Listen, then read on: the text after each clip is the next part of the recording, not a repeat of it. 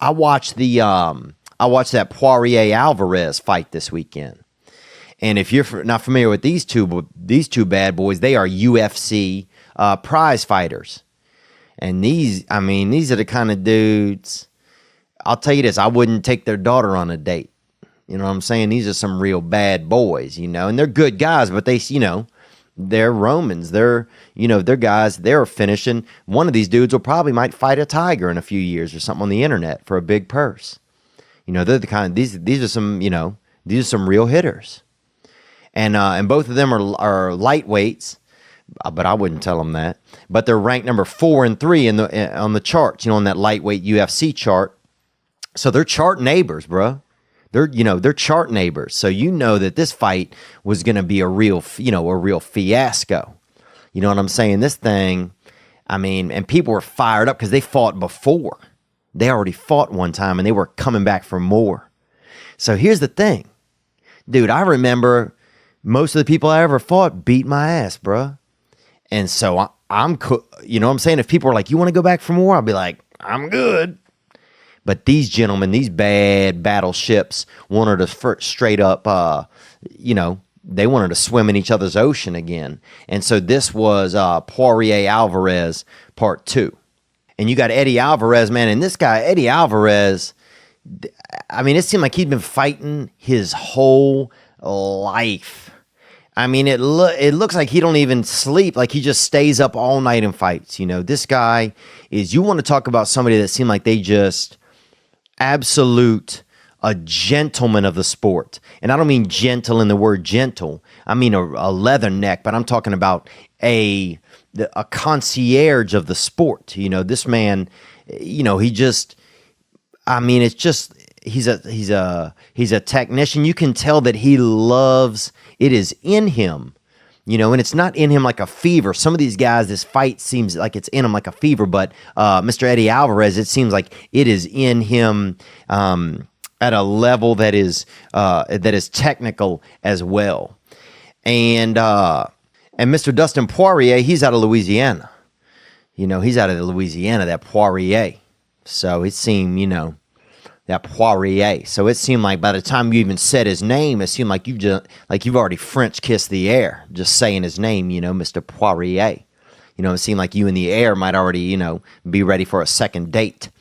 But here you go, man. These two bad boys are going at it. And I tuned into this one, man. I don't tune into a lot of the fights, but I love watching Louisiana fighters. And Poirier out of Lafayette, but based out of Coconut Creek down there in Florida. And I'm a big fan of both him and Mr. Cormier. So this fight starts out, and they're just testing each other out, but they're fast about it. Sometimes you watch these UFC fights, and these, they barely touch each other the first round. They're just looking at each other. Some of it seemed like it's like kind of dirty ballet that you might pay extra for and watch in like the basement of like a New York kind of like, some like shady place in New York or in like downtown Toledo or something. But these two boys, man, they got in the ring and immediately they was starting to figure it out. It was almost like they picked up right from where their last fight ended, and at a certain point you see kind of like Alvarez kind of does this spin move and then Poirier kind of jumps into him but doesn't do anything.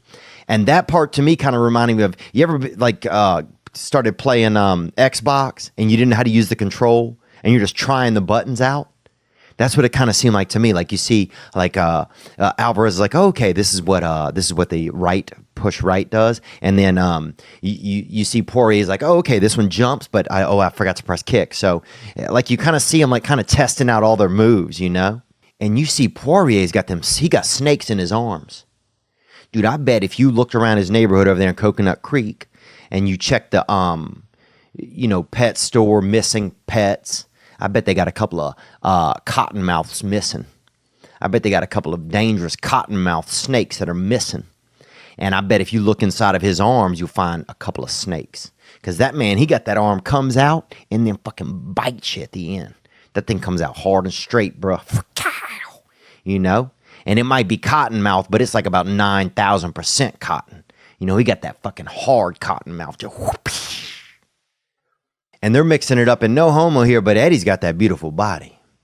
I mean, Eddie Alvarez, if you look at Eddie, I mean, he looked like, I don't think he may have one tattoo. Doesn't look like he has any, but he's got that. I mean, he could be like a model in like Miami, model hats, model cigars, Like he seemed like that guy. He's got that, he's got that capoeira in him. He's got that Miami handsome, And these boys, they're going at it. They go at it hard. It's not like, like I said, some of these fights start out soft, but these boys go at it immediately. Like a couple of ham hunters. And they heard that the winner of this fight gets that best cut of ham. That they swinging for good ham. You know what I'm saying? These ain't no butterball, these ain't no butterball bad boys. These some honey baked hunters. You know what I'm saying? They going for those good hits because they want that, you know what I'm saying? They're going for that top prize. Now they keep cruising on and using different tactics here. And you see Eddie Alvarez, there's this moment where he kind of goes for Dustin's waist, and it's like he tries to, I don't know if you ever seen like a kidnapper at a mall when they try to rush somebody and push them into a van, but he goes for that, that kidnapper into the van kind of thrust waist move, and then he backs out of it when Dustin kind of slips out. And then Dustin kind of counters a little later. You see him with this, he kind of do this, it's like the stanky leg, but it's with his arm. It's kind of like, you ever seen that move where somebody's kind of looking for a light switch in the dark? That's kind of that. It's kind of like, if you've ever been looking for a light switch in the dark, it's like you don't know where it is, but you still out there. You got that. It's kind of like a metal detector when you putting that arm out in front of you like that wild metal detector. And it's ineffective, but he's just kind of, both these guys are still kind of feeling each other out at this point. And at the end of the first round, the crowd is into it. There's a fervor. And Alvarez is throwing them cat strikes. You ever spent time around a cat? And a cat, sometimes you think, oh, we're friends. This cat likes me. You kind of pet that cat, or suddenly you think it's just resting. And suddenly that cat will just fuck you up like that. And that's like Alvarez. Alvarez, you think he's being complacent or something. You let him for a second think that he's getting tired or anything. And then bam, bruh, that fucking cat strike. So they wrestling, and they wrestling wildly, and then Poirier gets him in that headlock. Poirier suddenly, they're rounding about and they're touching each other's bodies really aggressively, and next thing you know, Poirier's got him in that hard scarf. Poirier's got him in that hard fucking scarf, boy, and that thing's about 30,000% cotton, bruh, and 16,000% wool, and that's the hardest scarf you ever could even be in. And you don't think that that Alvarez is going to get out of it, but Alvarez kind of, he keeps his airway open enough. And I don't know enough technically what a lot of these things are called. And I'm going to have to ask Eddie Bravo whenever I talk to him a little bit more about this fight so he can take me through it. And look, I'm not trying to make fun of these guys. Either one of these men could whip my ass probably in their sleep.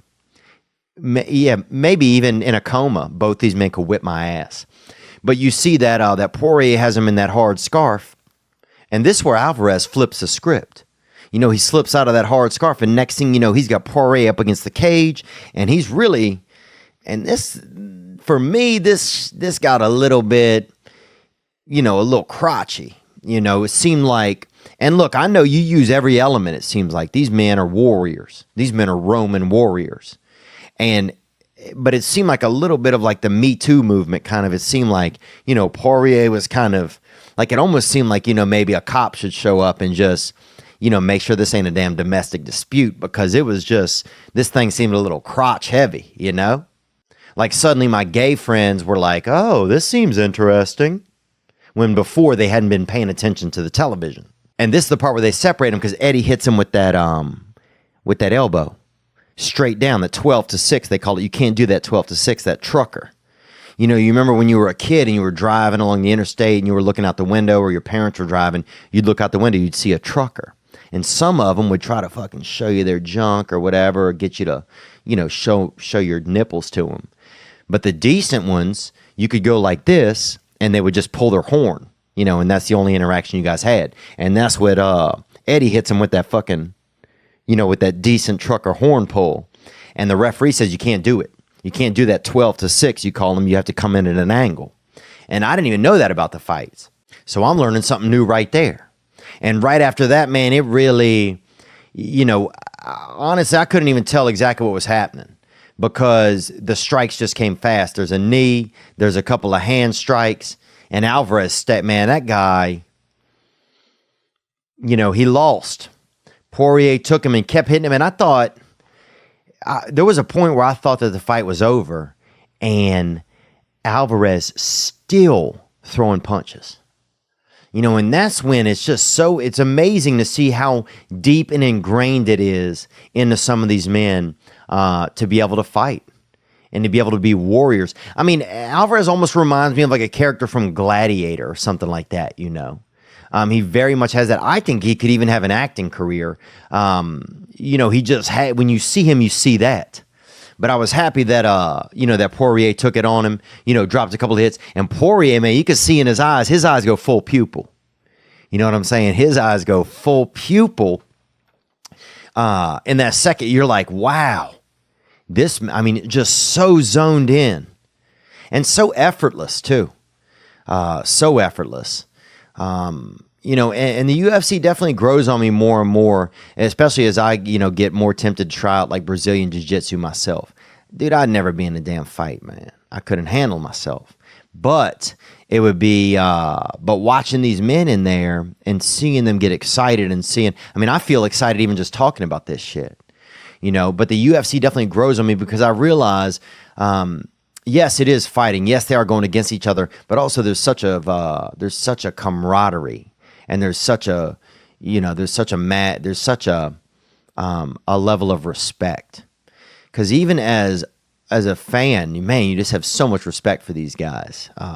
Just watching that they're able to do that, and the fear, just to be fearless of it.